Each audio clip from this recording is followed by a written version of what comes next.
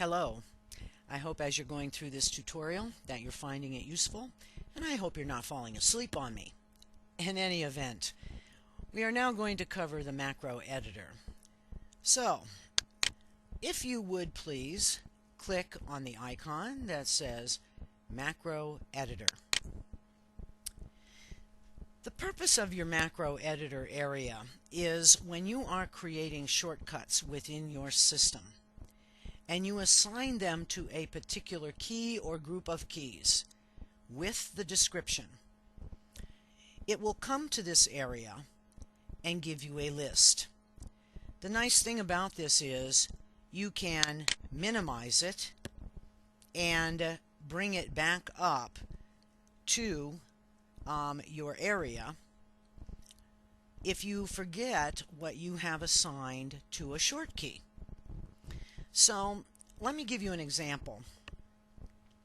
I made a macro that changes an answer bank to the witness.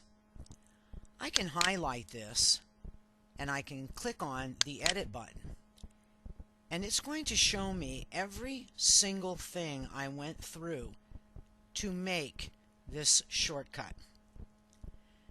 Now, you're probably thinking, well, what do I care?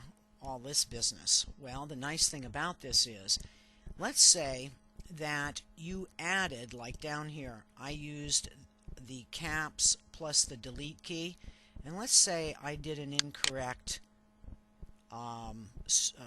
recording. I added this and I shouldn't have.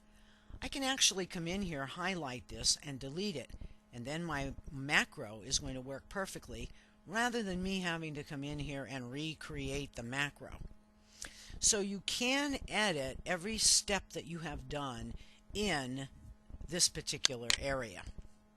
So the only purpose of this area is to remind you what you've assigned it to and a description of what it was. So that is a brief overview of the keyboard macro editor area. I'll be back momentarily to discuss your phonetic area. See you real soon.